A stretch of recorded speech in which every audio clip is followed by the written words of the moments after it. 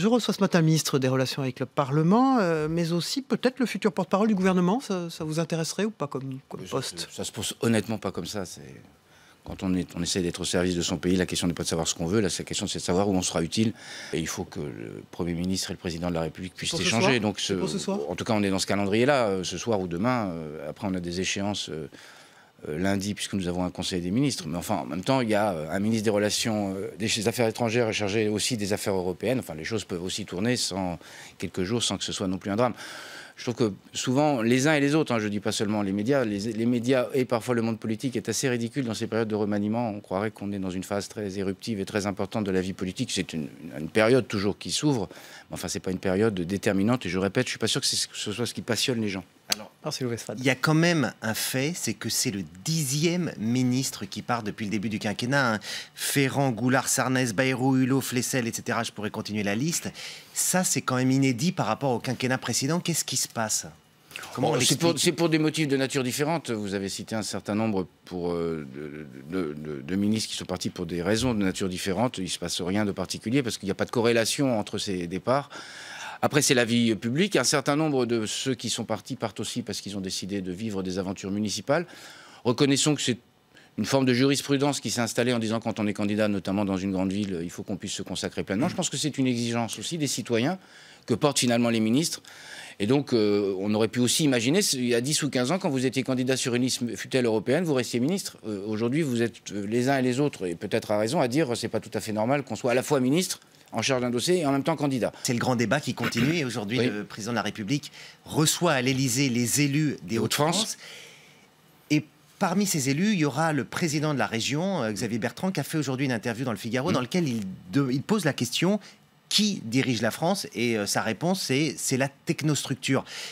Sous-entendu, le pouvoir politique aujourd'hui a laissé tomber les choses. C'est une facilité de langage parce qu'à force de chercher des boucs émissaires, on en trouve évidemment, et la technostructure est un bouc émissaire facile parce que c'est un bouc émissaire sans visage.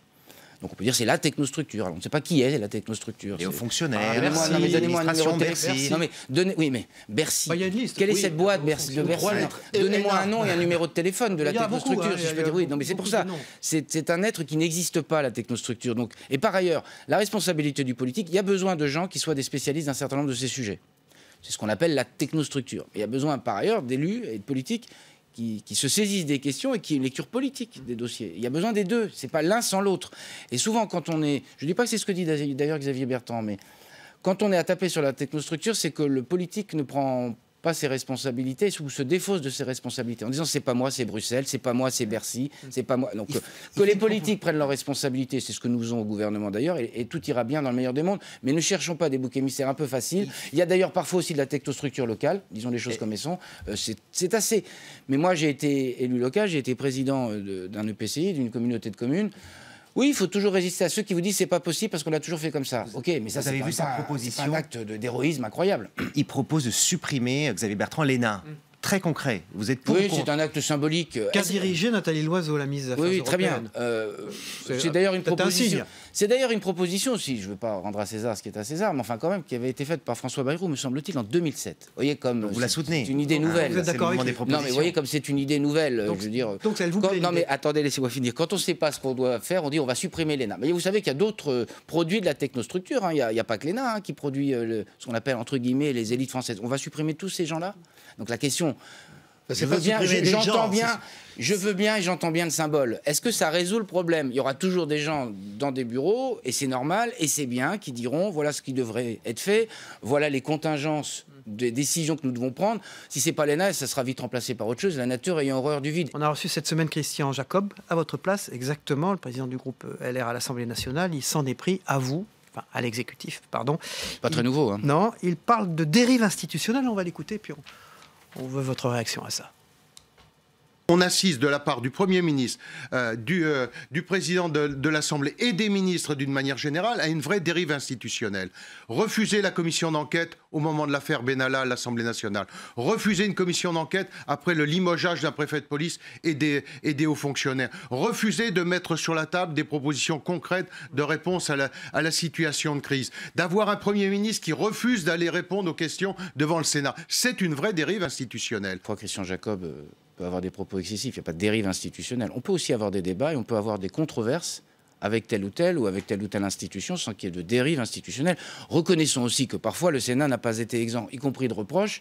On aurait pu dire que c'était une dérive institutionnelle. On peut s'interroger par exemple sur le fait que en quoi le Sénat a donné quasiment des ordres un peu comminatoires au service du Premier ministre ou au Premier ministre et au Président de la République sur l'organisation de ces services. Que dirait-on si je venais sur le plateau ce matin et je disais, moi je trouve que les services du Président de l'Assemblée nationale ou du Président du Sénat ne sont pas comme ils devraient être et donc je leur demande de les réorganiser. C'est pas la mission de contrôle du Parlement. Non, mais vous entendez bien ce que je dis. Je suis très vigilant à défendre la mission de contrôle et d'évaluation, non pas parce que j'ai été parlementaire, parce que je pense que les missions de contrôle sont des missions essentielles, d'ailleurs trop peu développées.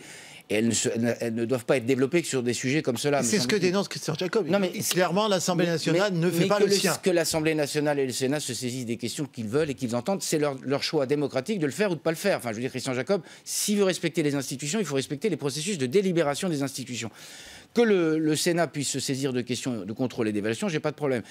Mais quand on commence à dire, voilà comment doivent être organisés les services de tel ou tel organe de l'exécutif, je ne dis pas qu'il y a une dérive, mais il y a quelque chose qui est un peu déroutant de la façon et de la lecture des institutions. Ce matin, le président de l'Assemblée nationale, Richard Ferrand, va à Créteil faire une conférence devant des étudiants de droit. Il devait y aller avec le président Larcher, le président du Sénat. Il y va seul, c'est-à-dire qu'il continue à bouder.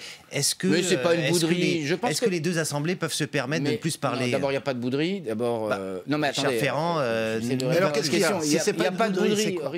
Répondez. Richard Ferrand et Gérard Larcher continuent de se parler. Nous parlons avec Gérard Larcher. Enfin, je veux dire, faut arrêter de monter en épingle des choses qui ne le sont pas. Après, on peut les propos sont forts quand même. Non, mais attendez. Après, on peut ne pas être en accord. On a le droit de ne pas être en accord, même avec le Sénat.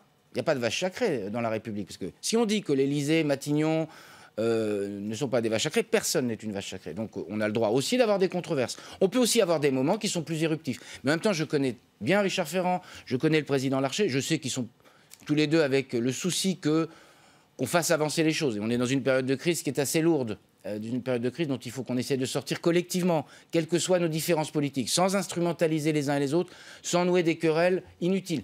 Pas inutile qu'on puisse dire à un moment, ou que les uns et les autres, je crois le sens de la parole de Richard Ferrand, que de dire, écoutez, à un moment, on ne va pas faire des hypocrites, manifestement, on a une lecture différente d'un certain nombre de sujets, mettons-le sur la place publique, pas la peine d'aller le lendemain en tribune dire, on fait comme si de rien n'était, mais ça n'empêche pas que je sais que le dialogue n'est pas rompu, il ne peut pas y avoir de dialogue rompu, parce qu'on a besoin des deux chambres, et on a besoin que les deux chambres discutent avec l'exécutif. Justement, très rapidement, Marc Fesneau, demain, à nouveau des manifestations et des manifestations interdites.